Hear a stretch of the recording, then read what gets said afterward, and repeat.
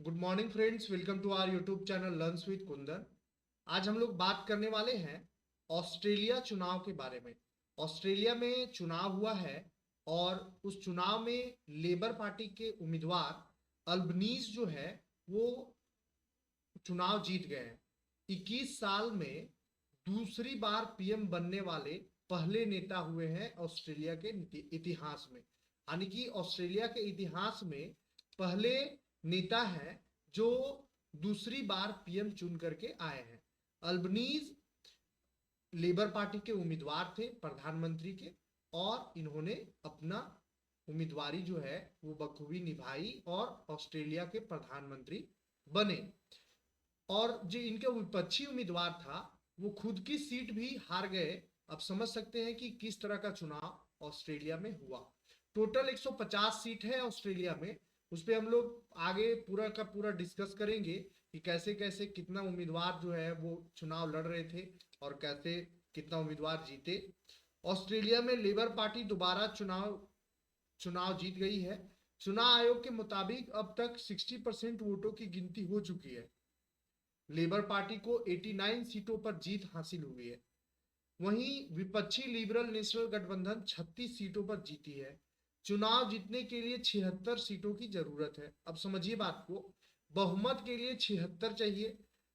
Labour party के जो उम्मीदवार हैं वो 89 सीट जीत चुके हैं, मतलब कि लेबर पार्टी का प्रधानमंत्री बनना तय है और अल्बनीज को प्रधानमंत्री कंफर्म हो चुका है कि वो अल्बनीज बनेंगे, क्योंकि लेबर पार्टी के उम्मीदवार वही थे।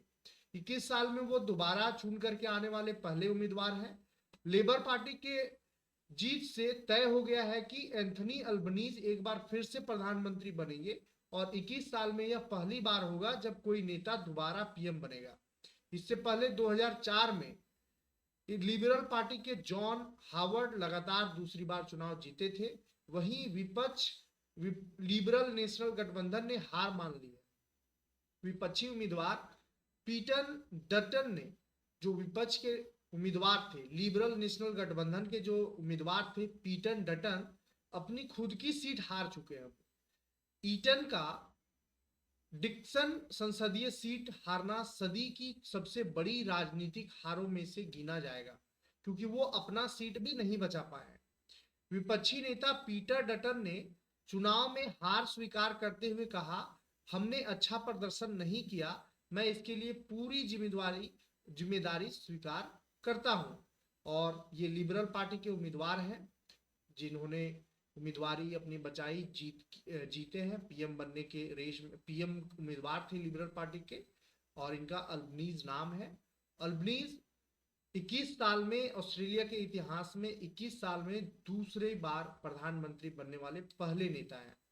ऑस्ट्रेलिया में 3 साल पर होते हैं चुनाव। जैसे भारत में 5 साल पे चुनाव होता है, वैसे ही ऑस्ट्रेलिया में प्रत्येक 3 साल पे चुनाव होता है और हर कोई को वोट करना कंपलसरी होता है।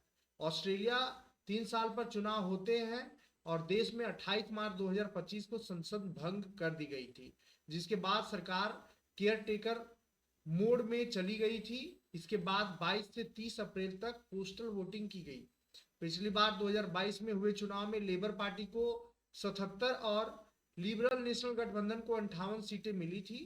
इस बार मुख्य मुकाबला प्रधानमंत्री एंथनी अल्बनीज की लेबर पार्टी और विपक्षी नेता पीटर डटन के बीच लिबरल नेशनल गठबंधन के बीच में था, और लेबर पार्टी के उम्मीदवार अल्बनीज ने प्रधानमंत्री उम्मीदवारी की पूरा कंफर्म सीट जीत चुकी है, क्योंकि 60% वोटिंग हुई है।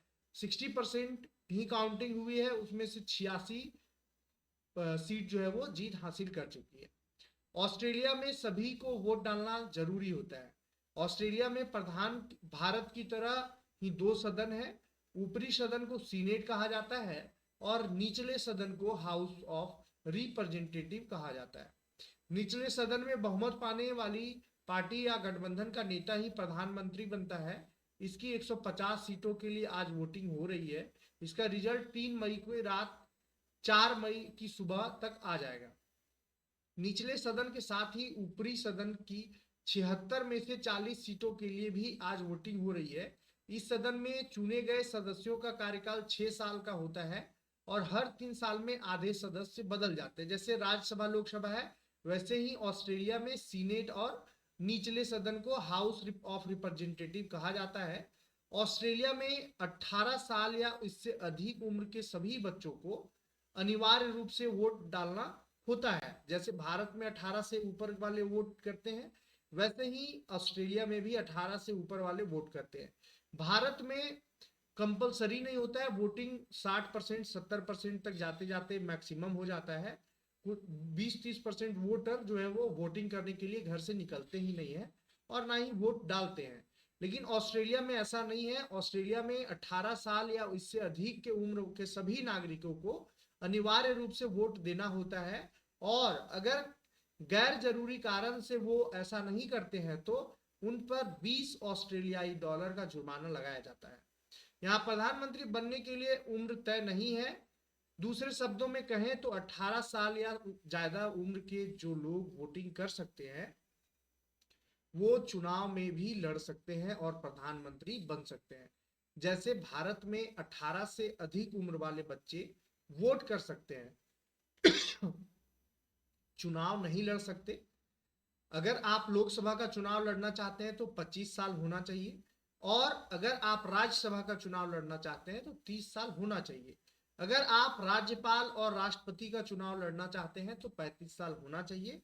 लेकिन ऐसा ये ऑस्ट्रेलिया में नहीं है। ऑस्ट्रेलिया में जो वोट कर सकता है वो चुनाव लड़ भी सकता है, ये वहां है। अब रही बात कि ऑस्ट्रेलिया में चुनाव का गणित क्या है उसको समझिए। तो टोटल जो है वो 2.78 करोड़ की आबादी है।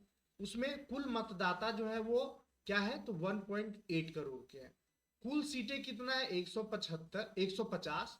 उसमें बहुमत लाना है आपको 76।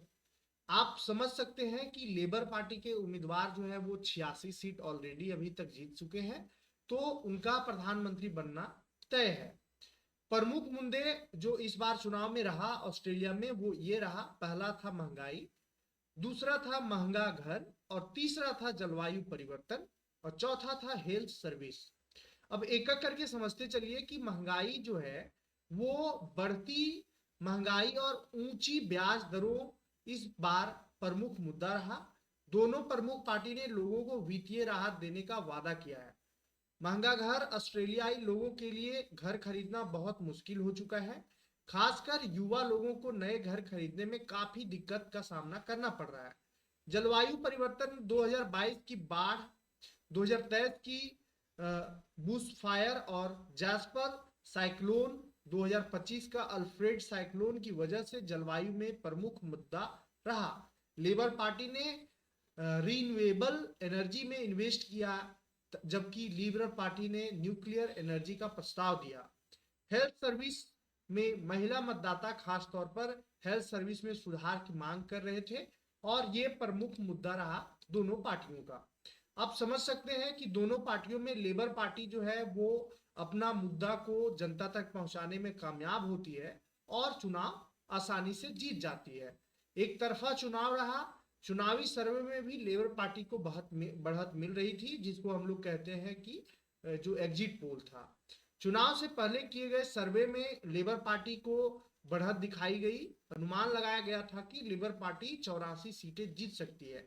इसके अलावा हक पार्लियामेंट त्रिशंकु संसद का भी अनुमान लगाया गया था। अगर ऐसा होता तो छोटे दलों को लेकर सरकार बनानी पड़ सकती थी। 2010 में जूलिया गिलार्ड ने इसी तरह सरकार बनाई थी। अल्बनीज और डटन थे प्रधानमंत्री पद के दावेदार। एंथनी अल्बनीज ऑस्ट्रेलिया के 21वें प्रधानमंत्री हैं और लेबर पार्टी के नेता हैं। उन्होंने 2022 के चुनाव में स्कॉट मॉरिसन को हराकर सरकार बनाई थी। उनकी मां मैरियने एलरी आयरिश मूल की थी, जबकि पिता कार्लो अल्बनीज इटालियन थे। और ये आपके अल्बनीज हैं जो ऑस्ट्रेलिया के प्रधानमंत्री पद के उम्मीदवार थे और लेबर पार्टी के उम्मीदवार थे। इन्होंने जीत हासिल की है, और अल्बनीज ने सिडनी यूनिवर्सिटी से अर्थशास्त्र में डिग्री ली है, और वो 16 साल की उम्र में लेबर पार्टी से जुड़ गए थे। इसके बाद सिडनी यूनिवर्सिटी के छात्र राजनीति में एक्टिव हो रहे। 1996 से सिडनी की इनर वेस्ट सीट से लगातार सांसद हैं। इस सीट को लेबर पार्टी का गढ़ माना जाता है। पीटर डटन लिबरल नेशनल गठबंधन की तरफ से इस बार पीटर डटन प्रधानमंत्री पद के उम्मीदवार थे।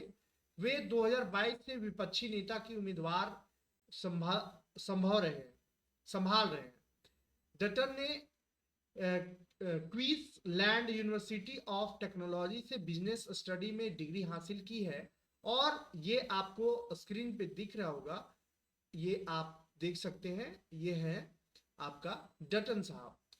डटन 1889 से 99 तक क्वींसलैंड पुलिस में नौकरी की, जहां उन्होंने ड्रग स्क्वाड और सेक्स ऑफेंडर स्क्वाड में काम किया। 2001 में क्वींसलैंड की सीट से लिबरल पार्टी के सांसद चुने गए। डटन स्वास्थ्य और खेल मंत्री जैसी जिम्मेदारी संभाल चुके हैं। 2022 के चुनाव में हार के बाद जब स्कॉट मॉरिसन ने इस्तीफा दे दिया था, तब डटन को निर्विरोध लिबरल पार्टी का नेता चुना गया था। और इस तरह से ऑस्ट्रेलिया का चुनाव जो है वो फाइनली हो चुका है और लिबरल पार्टी के जो उम्मीदवार हैं लेबर पार्टी के, वो जो जीत चुके हैं चुनाव और बहुमत से सरकार बनाने जा रहे हैं। धन्यवाद।